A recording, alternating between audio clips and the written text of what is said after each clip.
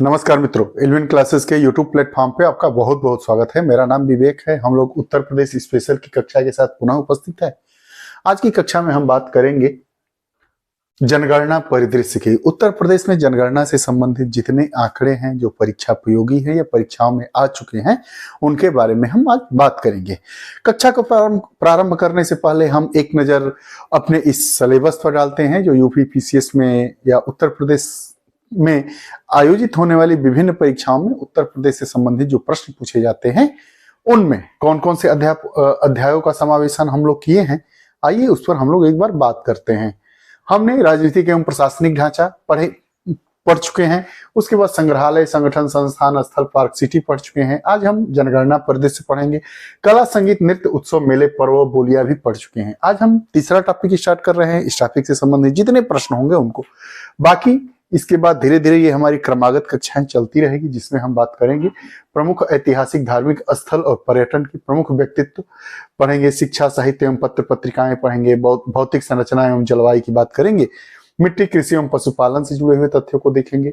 नदी तंत्र, झीलें एवं सिंचाई को भी देखेंगे। ऊर्जा संसाधन होगा। उसके बाद खनिज, वन्य संपदा, वन्य जीव की बात करेंगे। अगला अध्याय 13 होगा हमारा परिवहन तंत्र। आर्थिक परिदृश्य से जुड़े जितनी बातें, उत्तर प्रदेश बजट विशेष में क्या चीजें आई हैं, किसको जोड़ा गया है, बजट का मुख्य सोर्स क्या है, सारी चीजों को देखा जाएगा। प्रौद्योगिकी विकास एवं पर्यावरण संरक्षण की बात करेंगे। उसके बाद अनुसूचित जनजातियों की बात करेंगे। उसके बाद कल्याणकारी योजनाएं और उत्तर प्रदेश अद्यतन, इनसे जुड़ी सभी कक्षाएं होंगी। आज हम चौथी कक्षा के साथ उपस्थित हैं।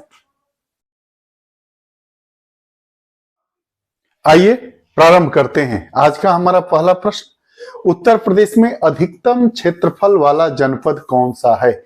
मैक्सिमम 4 विकल्प दिए गए हैं, सोनभद्र, सीतापुर, लखीमपुर खीरी और हरदोई।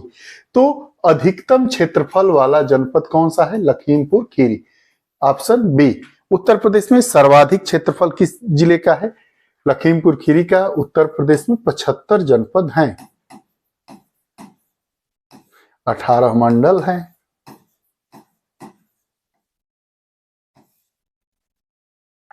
अब अगला प्रश्न, 2011 की जनगणना के अनुसार, 2011 के जनगणना के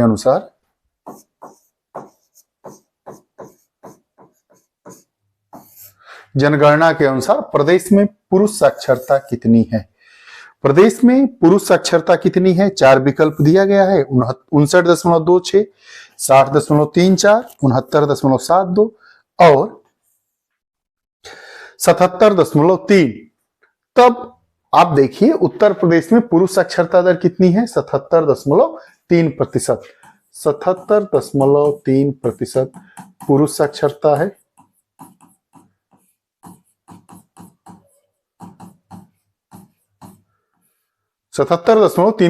पुरुष साक्षरता है। इस पर देखिए पुरुष साक्षरता इतनी है।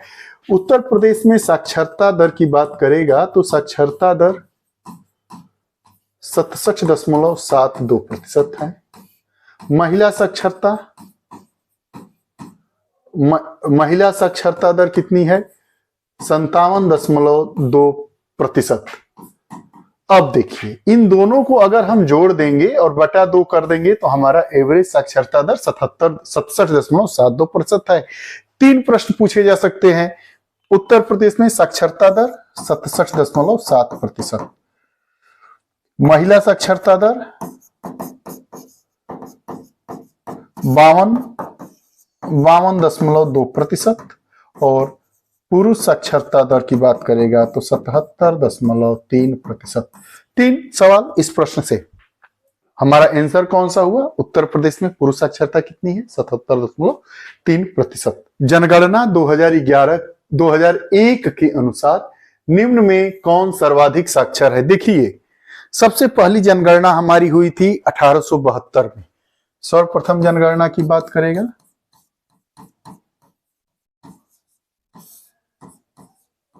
सर्वप्रथम जनगणना कब की गई थी? 1872 में।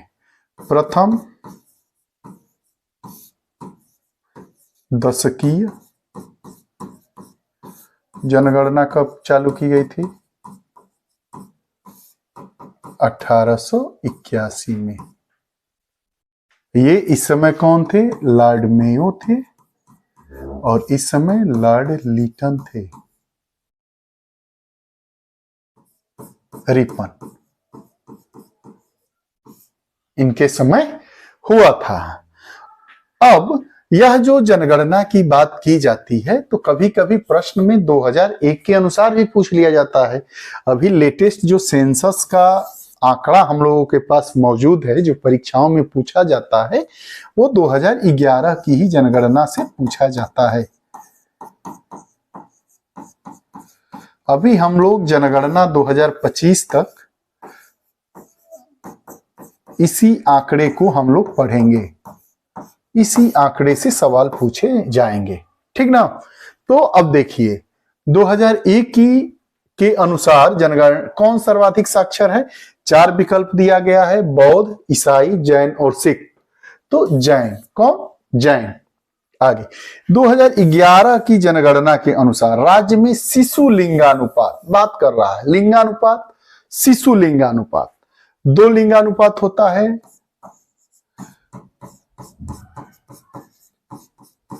लिंगानुपात, शिशु लिंगानुपात।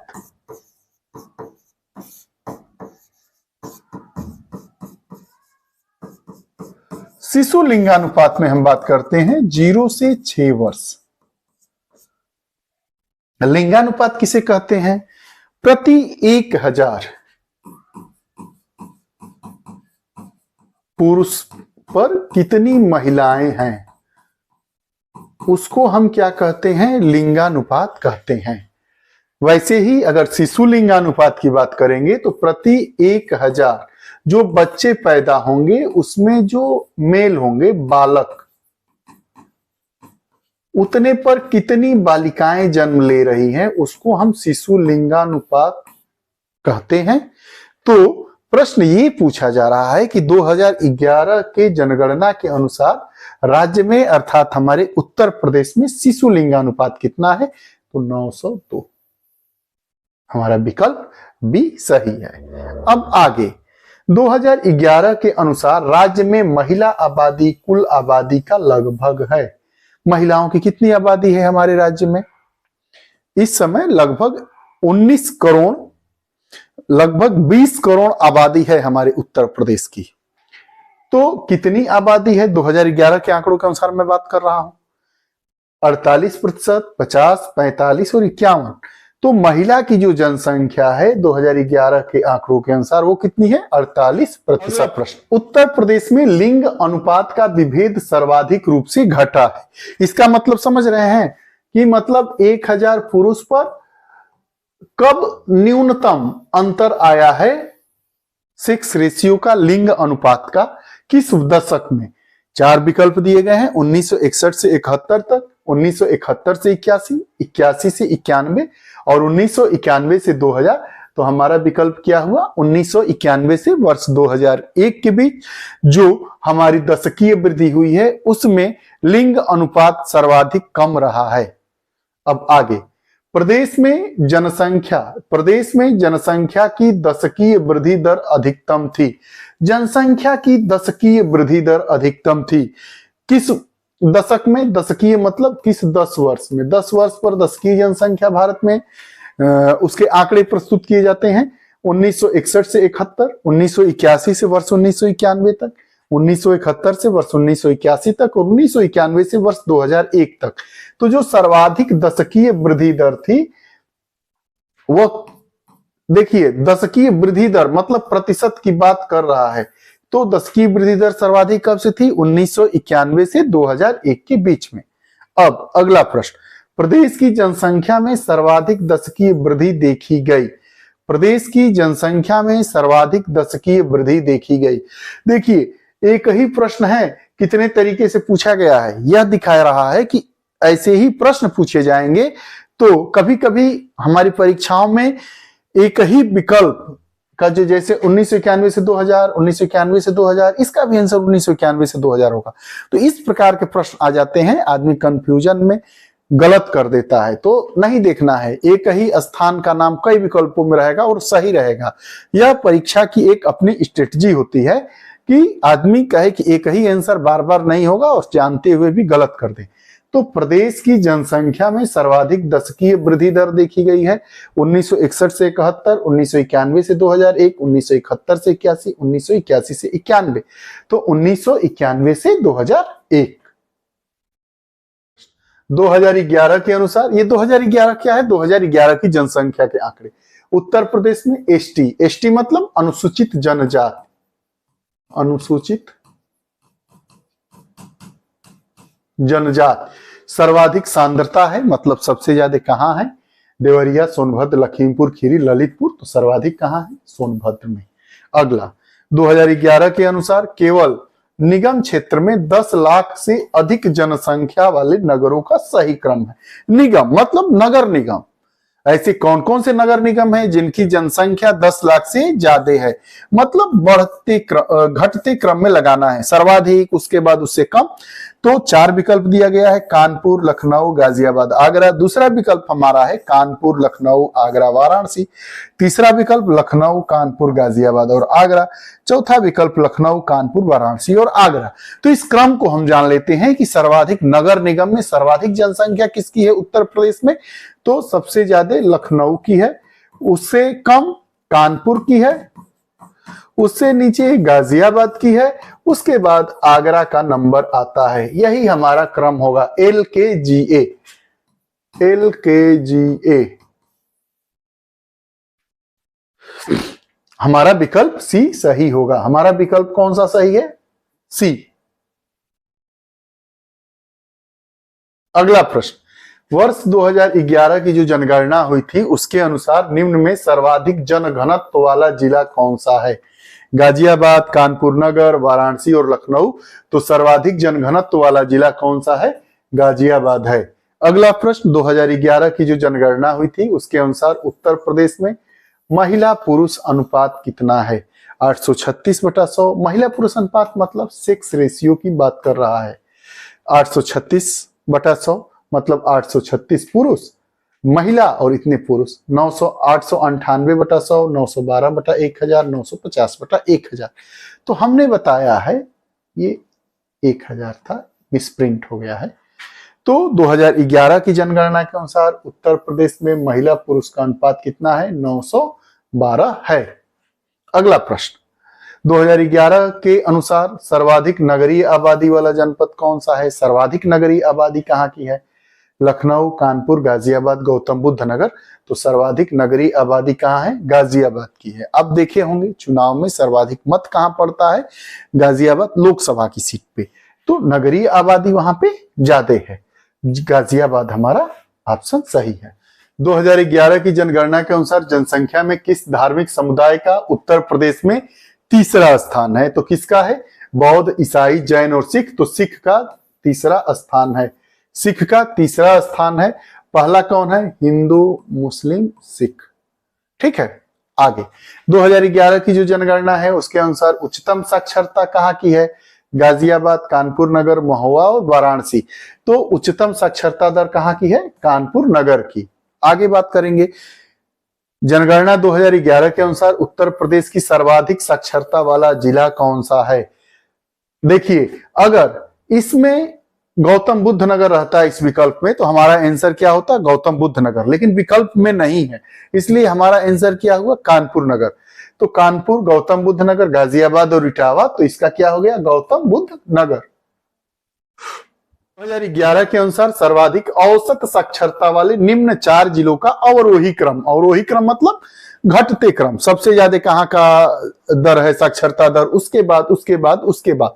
4 विकल्प है, गौतम बुद्ध नगर, कानपुर नगर, औरैया, गाजियाबाद। दूसरा, गौतम बुद्ध नगर, कानपुर नगर, औरैया और इटावा। गाजियाबाद, गौतम बुद्ध नगर, औरैया, कानपुर नगर। गाजियाबाद, कानपुर नगर, औरैया और गौतम बुद्ध नगर। तो सर्वाधिक साक्षरता वाला सबसे पहला गौतम बुद्ध नगर, उसके बाद क्रम आता है कानपुर नगर का, उसके बाद बात कर लेंगे औरैया आता है, औरैया, और उसके बाद इटावा आता है। 4 विकल्प किसमें है, बी में। सबसे ज्यादा उत्तर प्रदेश में साक्षरता दर कहाँ की है, गौतम बुद्ध नगर की, उसके बाद कानपुर नगर की, उसके बाद औरैया की, उसके बाद इटावा की। याद कर लीजिए, गौतम बुद्ध नगर, कानपुर नगर, उसके बाद दो दो नगर है। तो पहले गौतम बुद्ध नगर, उसके बाद कानपुर नगर, उसके बाद औरैया, उसके बाद इटावा। अब जनगणना 2011 के अनुसार निम्न कथनों में से कौन सही है?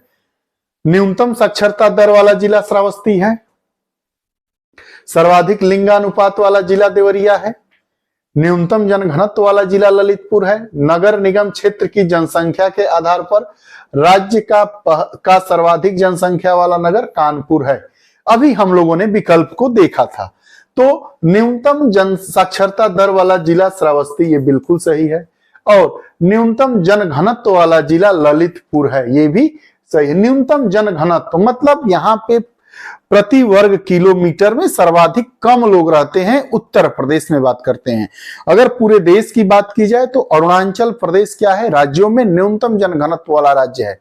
वैसे ही उत्तर प्रदेश में न्यूनतम जनघनत्व वाला जिला क्या है? जनघनत्व क्या होता है? प्रति वर्ग किलोमीटर में रहने वाले लोगों की संख्या, इसी को हम क्या कहते हैं? जनघनत्व कहते हैं। इसी को क्या कहते हैं? जनघनत्व कहते हैं। तो उत्तर प्रदेश में ललितपुर वो जिला है जहां का जनघनत्व न्यूनतम है। और न्यूनतम साक्षरता दर कहाँ की है? श्रावस्ती की। तो पहला विकल्प हमारा सही हो गया और तीसरा विकल्प सही हो गया, तो हमारा ऑप्शन बी क्या हुआ? सही। 11 की जनगणना के अनुसार राज्य में 1000 बालकों पर बालिका शिशुओं की संख्या है। 4 विकल्प दिया गया है, 912, 902, 916 और 899। तो हम जानते हैं कि 2001 से 2011 के बीच में शिशु लिंगानुपात कितना है? 902 है। अगला प्रश्न, 2001 से 2011 की अवधि में जनसंख्या वृद्धि दर कितनी रही? 4 विकल्प है, 20.46%, 17.69%, 22.19% और 20.22%। तो 2001 से 2011 की अवधि में प्रदेश में जनसंख्या वृद्धि दर 20.22% रही है। अगला प्रश्न, 2011 के अनुसार किस जिले में साक्षरता उच्चतम है? मैक्सिमम। अभी हम लोग इस प्रश्न पे बात कर चुके हैं, गौतम बुद्ध नगर, कानपुर नगर, गाजियाबाद और औरैया। तो सर्वाधिक साक्षरता कहाँ है? गौतम बुद्ध नगर में। अगला प्रश्न, 2011 के अनुसार निम्न में से क्या सही नहीं है? यहाँ देश की जनसंख्या का 16.7% निवास करता है, नहीं 17.7% निवास करता है। यहाँ देश की सर्वाधिक बच्चे पाए जाते हैं, बिल्कुल। इसकी 10 की वृद्धि दर 17.7% है। इसका लिंग अनुपात 912 है, बिल्कुल सही है। लेकिन ये हमारा पहला विकल्प गलत है, तो ऑप्शन ए हमारा सही होगा। आज की उत्तर प्रदेश विशेष की कक्षा, आपको यह कक्षा कैसी लगी? कृपया कमेंट बॉक्स में अपने विचार जरूर दें। पुनः नई कक्षा के साथ उपस्थित होंगे, तब तक के लिए बहुत बहुत धन्यवाद। नमस्कार।